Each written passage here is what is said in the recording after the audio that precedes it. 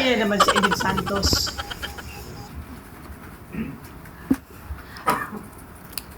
Gaya din po na nabanggit nila, Yusek, good morning po. Bukod po dun sa issue nung pagpapauwi ng Pangulo, kung talagang sincere daw po siya dun sa pakikipagkasundo sa mga Duterte, baka pwede rin magpa-hair follicle test ang Pangulo. May mga kondisyon po para lang maipakita daw yung sinceridad po ng ating Pangulo dun sa kanyang pakikipag-reconcile or pakikipagkasundo sa mga Duterte. Ano pong reaksyon ng Malacanang dito? Init mo talaga. Ulit-ulit, paulit-ulit, uulit-ulitin ko, uulit-ulitin natin. Good morning po, Yusek. Yusek, even former presidential advisor Attorney Panelo believes that Attorney Harry Roque is not a victim of political persecution, and it appears daw po that he is a pogo lawyer and was encouraged to go home. Si Attorney Roque naman po sinabing nag-aaksaya daw po ng pera ang gobyerno para sa paghahanap po sa kanya dahil bumuo po ito ng tracker team. May we know po your response? Thank you. Mukhang si Atty. Harry Roque. Nagsama talaga, no? Sorry. Mukhang si Atty. Harry Roque na lang naman ang naniniwala sa kanyang pananaw na may political persecution. Ito malamang ay ang pagtatago niya ng kanyang maaaring liability at ang kanyang pagsama-sama sa mga Duterte ay ginagawa niyang panangga para ipatunayan na mayroong political persecution. Pero kahit ang kanyang dating naging kaalyado ay hindi naniniwala sa kanyang mga tinuran. At patungkol sa nag-aaksaya ng oras, ang paghahanap na isang fugitive ay hindi pag-aaksaya ng oras.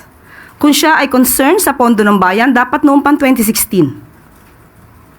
At kung sinasabi nga niya na siya ay concerned sa pondo ng bayan, hindi ba mas maganda kung mag-voluntaryo na siyang umuwi rito para hindi na siya pag-aksaya ng oras at ng pera ng gobyerno? Uwi ka na, bakla! Follow up, Tristan Nadala, Newswatch. Okay, on a different topic. Tristan, Newswatch Plus. Yusek, morning po.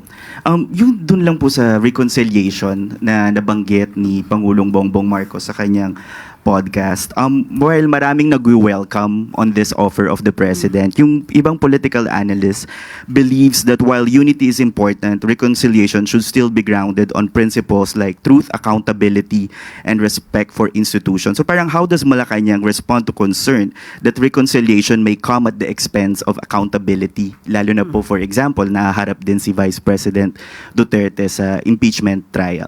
Tandaan po natin, wag po tayo mag-focus na sinasabing open for reconciliation para lamang sa mga Duterte.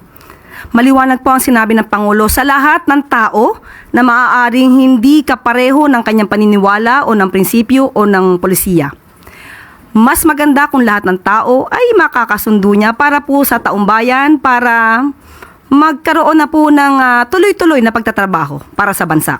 So wag nating isentro ang open for reconciliation sa mga Duterte. Hindi po gagawin ng Pangulo na lumabag sa batas para lamang sa isang rekonsilyasyon. Follow up lang po, Yusek. Siguro po, no, parang it's an open for all. Pero yung sabi naman po ng mga kaalyado ni dating Pangulong Duterte like Harry Roque and Panelo saying that reconciliation is only possible if the President takes steps to bring former President Rodrigo Duterte back to the country. Ito po ba ay anong response po ng Malacanang dito sa comment nila?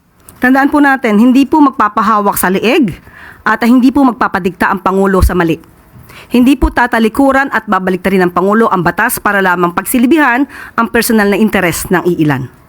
So tandaan po natin, lagi pong sa batas ang Pangulo. Kaibigan o batas? Batas pa rin po ang pipiliin ng Pangulo.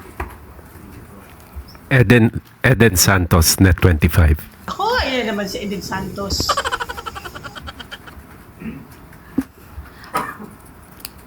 Gaya din po na nabanggit nila, Yusek, good morning po. Bukod po dun sa issue nung pagpapauwi ng Pangulo kung talagang sincere daw po siya dun sa pakikipagkasundo sa mga Duterte. Baka pwede rin magpa-hair follicle test ang Pangulo. May mga kondisyon po para lang maipakita daw yung sinceridad po ng ating Pangulo dun sa kanyang pakikipag-reconcile or pakikipagkasundo sa mga Duterte. Ano pong reaksyon ng Malacanang dito? Init mo talaga. Ulit-ulit, paulit-ulit, uulit-ulitin ko, uulit-ulitin natin. Peke, ang video na siyang pinespread or isiniwalat nitong si Atty. Harry Roque. Dapat pa ba natin siyang paniwalaan? Uulit-ulitin ko, paulit-ulit na lamang siya. Ama, Yusek, follow-up lang po. kami mo follow up. Hindi naman din po batay dun sa video lang yung panawagang magpa-hair follicle test ang Pangulo. Bukod po doon, medyo... Oh my God. Paulit-ulit po ulit? Hindi Hair follicle test po ulit?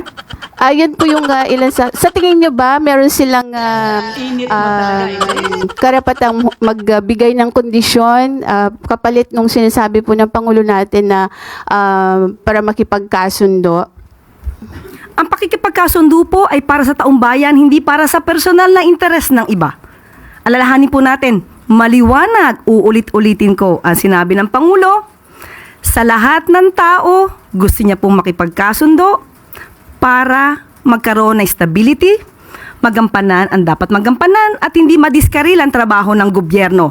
Ayaw po niya ng away. So, ang awayan na to, ang siya nagpapabagal sa trabaho ng gobyerno dahil puro paninira.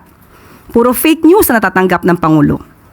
So, ang pakikipagkasundo sa lahat, hindi lamang para sa mga Duterte, ay tama lang po na gawain ng Pangulo bilang ama ng bansa. Magsasakripisyo na siya kahit siya na po yung sinisiraan. Kahit siya na po yung binibigyan ng maling kwento at binibigyan at ginagawa ng peke na video. Yan po ang dapat na gawin talaga ng isang ama ng bansa. Salamat po. Follow-up, Ivan Mayrina, GMA Integrated News. With due respect, Yusek, ang sinasagot po ng Pangulo dun sa reconciliation, diretso po yung tanong, ay tungkol sa mga Duterte. He was responding to a question specifically, reconciliation with the Dutertes. Kaya nga po sinabi niya, opo, kasama ang mga Duterte. Pero wag natin pong isentro sa mga Duterte.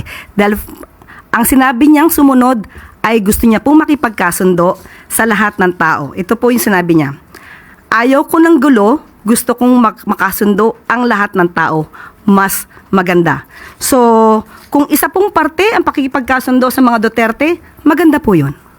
At ang malinaw po, the offer of reconciliation should not come with any conditions. Yun po ang gusto nating sabihin. Opo, ito naman para sa taong bayan at para sa bansa. Salamat po. Another follow-up, Pierre Pastor, Bilyonaryo. Hi, Yusek. Dun sa reconciliation and ayaw ng politika, clarify lang po, hindi po ba ipapakita ng Pangulo na hahabulin niya o pananagutin kung nagkasalaman?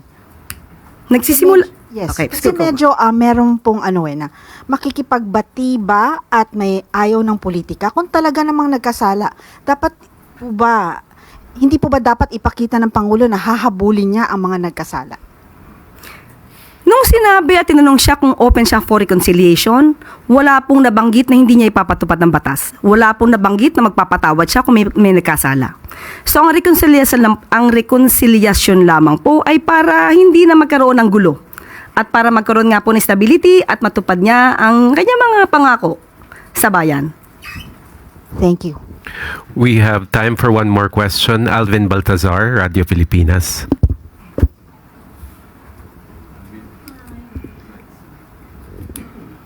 Yusek, on other matters naman, may latest ba sa OWA after ng pagkakatanggal kay Mr. Arnel Ignacio? Is there any development sa agency? Opo, sinabi po natin na si former OWA Administrator Arnel Ignacio, hindi po siya nag-resign, siya po ay tinanggal. Dahil sa mga anomalyang nabanggit na po ito ni Secretary Hans Kakdak. At maliban po dyan, mayroon pa pong isa na makakasama, ang Deputy Director na si Emma Sinclair. Pareho po silang tinanggal. hindi po sila pinag-resign. Ito lamang po ay isang senyales. Maaari nating sabihin na ito ay panawagan ng Pangulo sa lahat ng mga nagtatrabaho sa ilalim niya. Nagampanan ninyo ang inyong trabaho.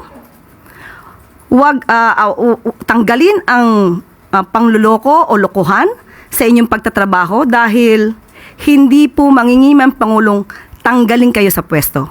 You will all be fired kapag hindi nyo tinupad ang inyong mga obligasyon sa bayan. Thank you very much, Yusek Claire. At bago po tayo magtapos, isa naman pong good news. Gusto niyo po, okay, ito maganda to Gusto niyo po bang maranasan kung paano magtrabaho sa gobyerno? Kung kayo ay college graduate, mukhang hindi na kayo pwede.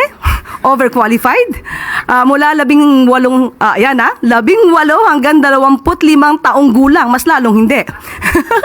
Nasa junior, di ba? Nasa junior or senior college level sa darating na pasukan at mas mababa sa latest regional poverty threshold ang kinikita ng inyong pamilya. May pagkakataon po kayong sumali sa Government Internship Program o GIP ng Department of Social Welfare and Development. 75 ang available internship slots sa bawat DSWD field office, habang 35 intern naman ang tatanggapin sa central office sa Quezon City. Tatanggap ng katumbas na 75% ng regional minimum wage as of November 2022 ang mga intern na kailangang makapagsilbi ng 30 working days. Sa mga interesado, ano pang hinihintay nyo? Apply na.